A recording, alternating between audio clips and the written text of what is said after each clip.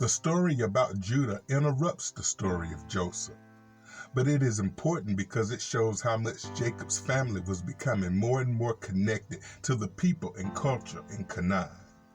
This helps to explain why God sent Jacob and his family to Egypt, where they would be better able to build their own identity separate from the Canaanites. Welcome back to the program, everybody. I'm Reverend Said, and this morning we're going to be reading Genesis chapter 38, verses 1 through 30, Judah and Tamar.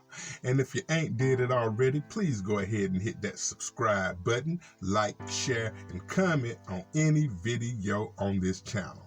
Thank you. All right, let's go ahead and jump into our reading. Genesis chapter 38, verses 1 through 30. About this time, Judah left home and moved to Adullam, where he stayed with a man named Hira.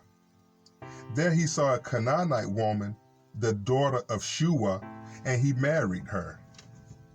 When he slept with her, she became pregnant and gave birth to a son, and he named the boy Then she became pregnant again and gave birth to another son. She named him Onan. And when she gave birth to a third son, she named him Shelah. At the time of Shelah's birth, they were living in Kezib. In the course of time, Judah arranged for his firstborn, to marry a young woman named Tamar. But was a wicked man in the Lord's sight, so the Lord took his life. Then Judah said to Er's brother Onan, "Go and marry Tamar. As our law requires of the brother of the man who has died, you must produce a heir for your brother." But Onan was not willing to have a child who would not be his own heir. So whenever he had intercourse with his brother's wife, he spilled the semen on the ground. This prevented her from having a child who would belong to his brothers. But the Lord considered it evil for Onan to deny a child to his dead brother. So the Lord took Onan's life also. Then Judah said to Tamar, his daughter-in-law, "Go back to your parents' home and remain a widow until my son Shelah is old enough to marry you." But Judah didn't really intend to do this because he was afraid that Shelah would die like his two brothers. So Tamar went back home to live with her father.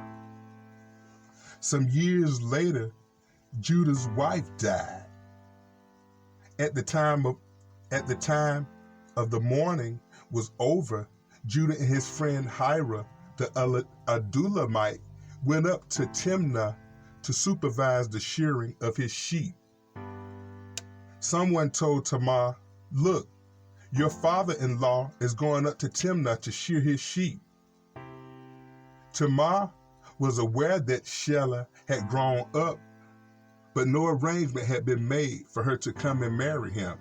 So she changed out of her widow's clothing and covered herself with a veil to disguise herself.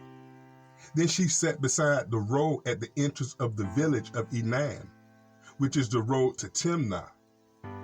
Judah noticed her and thought she was a prostitute, since she had covered her face. So he stopped and propositioned her. "Let me have sex with you," he said, not realizing that she was his own daughter-in-law. "How much will you pay to have sex with me?" Tamar asked. "I'll send you a young goat from my flock," Judah promised. "But what will you give me to guarantee you will send the goat?" she asked. "What kind of guarantee do you want?" he replied. She answered, "Leave me your identification seal and its cord and the walking stick you are carrying." So Judah gave them to her.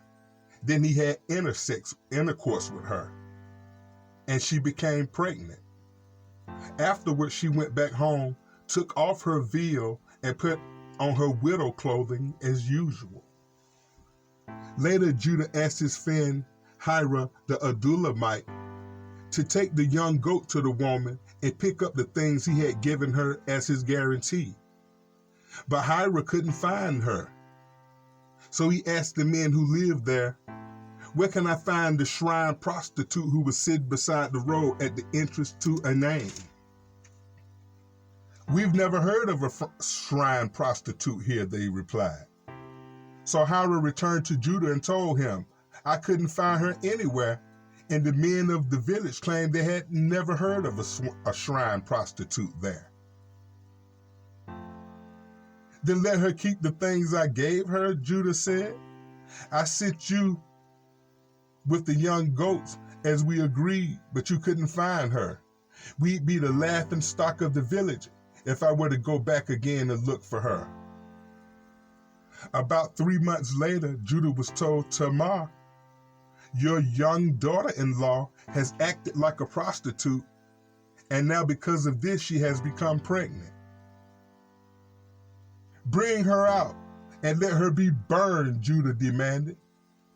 But as they was taking her out to kill her, she sent this message to her father-in-law: "The man who owned these things made me pregnant. Look closely. Whose seal and card and walking stick are these?" Judah recognized them and immediately said, "She is more righteous than I am, because I didn't arrange for her to marry my son Shelah." And Judah never slept with Tamar again. When the time came for Tamar to give birth, it was discovered that she was carrying twins. While she was in labor, one of the babies reached out his hand. The midwife grabbed it and tied a scarlet string around the child's wrist, announcing, "This one came out first." But then he pulled back his hand, and out came his brother. "What?" the midwife exclaimed. "How did you break out first?" So he was named Perez. The baby with the scarlet string on his wrist was born, and his name was Zerah. All right, everybody, that's going to wrap up our reading for this morning. But please join me on the next episode where we'll get into Joseph is thrown into prison at Genesis chapter 39, verses 1 through 18. Joseph in Potiphar's house. Y'all stay blessed.